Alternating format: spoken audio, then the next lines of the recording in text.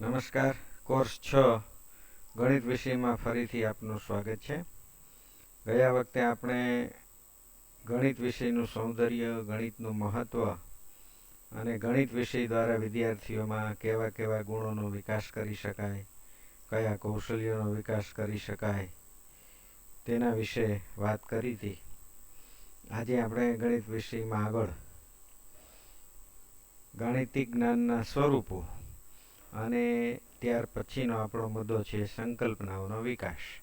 સૌપ્રથમ આપણે ગાણિતિક જ્ઞાનના સ્વરૂપો વિશે જોઈએ તો ગાણિતિક જ્ઞાનના મુખ્ય બે સ્વરૂપો છે: સંકલ્પનાત્મક જ્ઞાન અને કાર્યપ્રણાલીગત જ્ઞાન. એટલે કે વિદ્યાર્થી જે ગણિત વિષયનું જ્ઞાન મેળવે છે તે બે પ્રકારનું છે. એક સંકલ્પનાત્મક જ્ઞાન અને બીજું કાર્યપ્રણાલીગત જ્ઞાન. આ બંને પ્રકારના જ્ઞાનને આપણે ક્રમશઃ સમજીએ. સૌપ્રથમ સંકલ્પનાત્મક જ્ઞાન.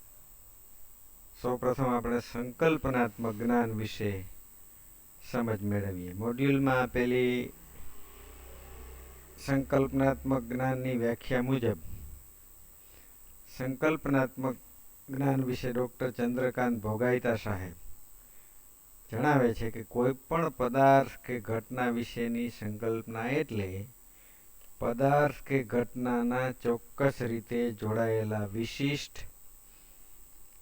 લાક્ષણિક કે અનિવાર્ય ગુણધર્મોનો સમૂહ. એટલે કે દરેક પદાર્થ કે દરેક ઘટનાને કેટલાક ચોક્કસ લાક્ષણિક કે અનિવાર્ય ગુણધર્મો હોય છે, તેને આપણે સંકલ્પના કહીએ છીએ. અર્થાત સંકલ્પનાત્મક જે જ્ઞાન છે એ સમજ સાથેનું જ્ઞાન છે. અને સંકલ્પનાની સમજ સ્પષ્ટ હોય તો વિદ્યાર્થીઓ તેની મદદથી વિવિધ સમસ્યાઓ હલ કરી શકે છે. તેવી જ રીતે હિબર્ટ અને લિફરે 1986માં સંકલ્પનાત્મક જ્ઞાન વિશે બે બાબતો જણાવેલી છે. સૌપ્રથમ કે સંકલ્પનાત્મક જ્ઞાન પ્રાપ્ત કરવા માટે જાણીતી માહિતી સાથે સંબંધ બાંધીને પણ આ જ્ઞાન પ્રાપ્ત કરી શકાય છે. અને જાણીતી માહિતી અને નવી માહિતી આ બંનેનું જોડાણ કરીને જ્ઞાન મેળવી શકાય છે. એટલે આ વ્યાખ્યાઓના આધારે આપણે સંકલ્પનાત્મક જ્ઞાન ઉદાહરણ દ્વારા સમજવાનો પ્રયત્ન કરીએ. ધારો કે કોઈ વિદ્યાર્થીને આપણે 23x6 એટલે કે 23 છકનો ઘડિયો પૂછીએ તો કેટલાક વિદ્યાર્થી ઘડિયાની મદદથી જવાબ આપશે. એને ઘડિયો યાદ હશે તો જવાબ આપશે 138.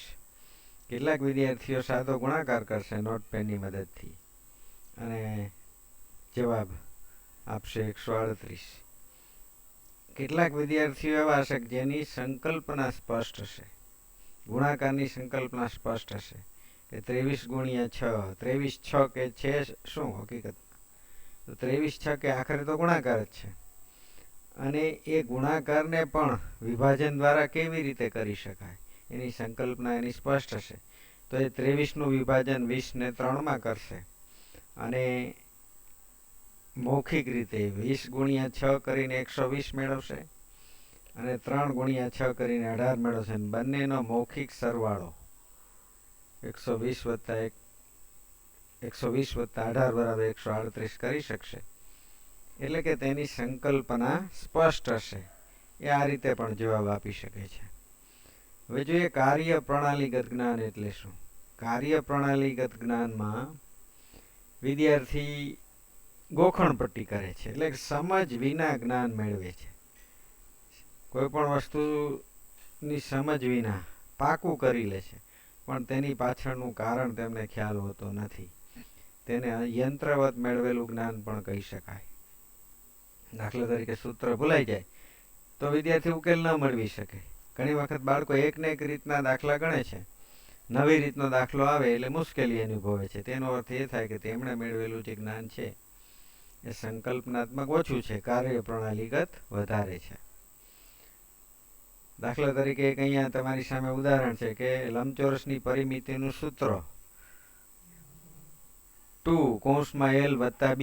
આ સૂત્ર વિદ્યાર્થી ભૂલી જાય તો એનો ઉકેલ ના મેળવી શકે, પણ જે બાળકની સંકલ્પના સ્પષ્ટ હશે એ વિદ્યાર્થી સંકલ્પનાની મદદથી કે પરિમિતિમાં બધી બાજુઓનો સરવાળો કરવાનો હોય છે, તેની સંકલ્પનાનો તેને ખ્યાલ છે, એટલે તે સૂત્ર કદાચ ન આવડતું હોય તો પણ બધી બાજુઓનો સરવાળો કરી અને પરિમિતિ મેળવી લેશે. એટલે કે સંકલ્પનાત્મક જ્ઞાન છે એ કાર્યપ્રણાલીગત જ્ઞાન કરતાં વધારે સમજવાળું જ્ઞાન છે. એટલે કે ગોખણીય જ્ઞાનને બદલે સમજ દ્વારા મેળવેલું જ્ઞાન એ સંકલ્પનાત્મક જ્ઞાન છે. તો આપણે સંકલ્પનાત્મક જ્ઞાનનો વધારે વિકાસ કરવો જોઈએ. કાર્યપ્રણાલીગત જ્ઞાનનો ઓછો ઉપયોગ થાય ને સંકલ્પનાત્મક જ્ઞાનનો વધારે ઉપયોગ થાય તો બાળક વિષયમાં સારી રીતે સમજ પ્રાપ્ત કરી શકે છે અને આગળ વધી શકે છે. આપણે અગાઉ જોયું હતું કે કોઈ પણ પદાર્થ કે ઘટનાના ચોક્કસ રીતે જોડાયેલા વિશિષ્ટ લાક્ષણિક અનિવાર્ય ગુણધર્મોનો સમૂહ. તો અહીંયા તમારા મોડ્યુલમાં આ બે બાબતો આપેલી છે કે પદાર્થ કે ઘટનાના બે પ્રકારના લક્ષણો હોય છે, જેમાં પહેલા પ્રકારના લક્ષણો છે અનિવાર્ય અને બીજા છે ચલ. અનિવાર્ય એટલે કે જે બદલાતા નથી, ચલ એટલે કે જે લક્ષણો બદલાઈ શકે છે. એટલે આ બે બાબતો છે એ કોઈ પણ પદાર્થ કે ઘટનાના લક્ષણોમાં સમાયેલી હોય છે. તો અહીંયા તમારી સામે એક ત્રિકોણની સંકલ્પના માટે અનિવાર્ય લક્ષણો બતાવેલા છે. તો ત્રિકોણ હોવા માટે 3 અનિવાર્ય લક્ષણો છે. 3 રેખાખંડ હોવા જોઈએ, બંધ આકૃતિ હોવી જોઈએ અને રેખાખંડો અંત્ય બિંદુઓ સિવાય કોઈ બિંદુએ છેદતા ન હોવા જોઈએ. આ ત્રણેય શરતોનું પાલન થાય તો અને તો ત્રિકોણ બની શકે. એટલે કે ત્રિકોણની સંકલ્પના માટે 3 અનિવાર્ય શરતો છે. અહીંયા આકૃતિ દ્વારા આપણે સમજવાનો પ્રયત્ન કરીએ કે આકૃતિ ABCD તમારી સામે આપેલી છે. અહીંયા આપણે જોઈએ કે 4 રેખાખંડો છે, એટલે અહીંયા પહેલી શરતનું પાલન થતું નથી કે 3 રેખાખંડો હોવા જોઈએ, એટલે અહીંયા ત્રિકોણ બનતું નથી. તે જ રીતે અહીંયા 3 રેખાખંડો છે, પહેલી શરતનું પાલન થાય છે, પણ બીજી શરત એ છે કે બંધ આકૃતિ બનવી જોઈએ, તેનું શરતનું પાલન થતું નથી, એટલે આ પણ ત્રિકોણ નથી. અહીંયા 3 રેખાખંડો દ્વારા એક બંધ આકૃતિ રચાય છે, 3 રેખાખંડો પણ છે, એટલે કે પ્રથમ 2 લક્ષણોનું પાલન થાય છે, શરતોનું પાલન થાય છે, પણ ત્રીજી શરત એ છે કે એમનું છેદ બિંદુ છે અંત્ય બિંદુ આગળ હોવું જોઈએ. તો અહીંયા જે છેદ બિંદુ છે એ અંત્ય બિંદુ આગળ નથી,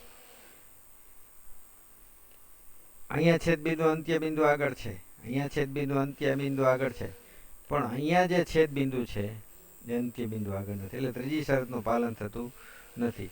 એટલે આ પણ અનિવાર્ય લક્ષણનું પાલન થતું નથી, એટલે ત્રિકોણ બનતો નથી.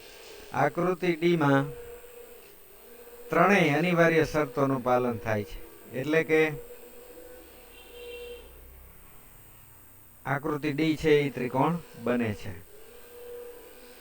હવે અહીંયા તમારી સામે આકૃતિ E, F અને G આપેલી છે. તો અહીંયા અનિવાર્ય શરતોનું પાલન તો થાય જ છે, સાથે સાથે એના કેટલાક લક્ષણો એવા છે જે બદલાય છે. તો આ પહેલા ત્રિકોણમાં તમે જોઈ શકો છો કે ત્રણેય બાજુ ને ત્રણેય ખૂણા સરખા છે. અહીંયા 2 બાજુ સરખી છે, અહીંયા એક પણ બાજુ સરખી નથી. તો અહીંયા બાજુઓના સંદર્ભમાં એના લક્ષણો બદલાય છે, એ જ રીતે ખૂણાના સંદર્ભમાં પણ લક્ષણો બદલાય છે. આ 3 ત્રિકોણ તો બને જ છે, પણ એના કેટલાક લક્ષણો એવા છે કે જે બદલાય છે. એટલે અહીંયા ત્રિકોણની સંકલ્પના દ્વારા આપણે સંકલ્પના વિશે જાણકારી મેળવી. હવે વિદ્યાર્થીઓમાં સંકલ્પનાનો વિકાસ કરવો હોય તો એના માટે આપણે શિક્ષક તરીકે શું કરી શકાય, તેના માટેના કેટલાક મુદ્દાઓ મોડ્યુલમાં આપેલા છે, તેની આપણે ચર્ચા કરીએ કે સંકલ્પનાના વિકાસ માટે અધ્યેતા એટલે કે વિદ્યાર્થીઓને તત્પર કરવા જોઈએ. કોઈ પણ સંકલ્પના શીખવતા પહેલા વિદ્યાર્થીને તેની પૂર્વ ભૂમિકા બાંધીને તેને રસ પડે તે રીતે વિષયની શરૂઆત કરીને પ્રવૃત્તિનો ઉપયોગ કરીને વિદ્યાર્થીઓને સંકલ્પના શીખવતા પહેલા તત્પર કરવા જોઈએ. ત્યાર પછી સંકલ્પનાનો સચોટ અર્થ આપવો જોઈએ. સંકલ્પના આપણે ત્રિકોણની જોઈ કે ત્રિકોણમાં 3 શરતનું પાલન થાય તો જ ત્રિકોણ બને છે.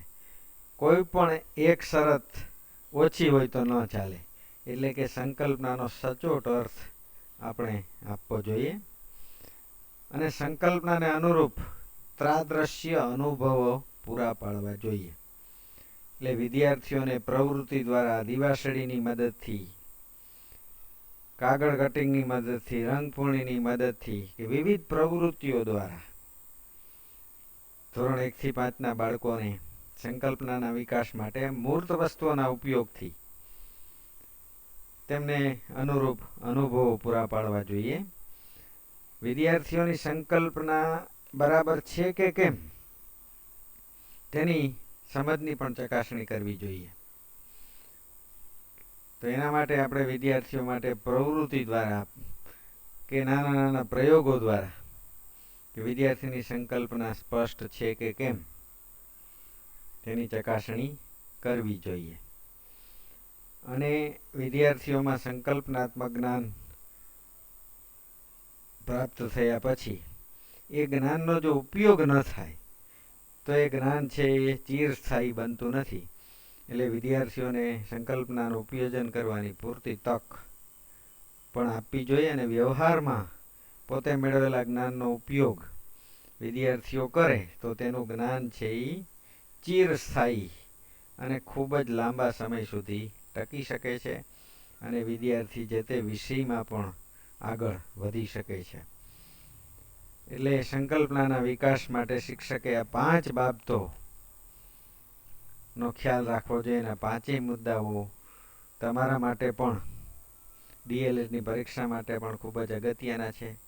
પરીક્ષામાં સંકલ્પનાના વિકાસ માટે એક શિક્ષક તરીકે તમે શું કરશો? આ રીતે પણ પ્રશ્ન પૂછવામાં આવતો હોય છે. તો આજે આપણે આટલે સુધી રાખીશું. સ્વાધ્યાયમાં તમારે અત્યાર સુધીમાં જે મુદ્દાઓની આપણે ચર્ચા કરી તેના આધારે અહીં અમે પ્રશ્નો મૂકેલા છે. આ પ્રશ્નોના જવાબ તમારી નોટબુકમાં સારા અક્ષરે મોડ્યુલ વાંચીને સરસ રીતે તૈયાર કરવાના છે. આ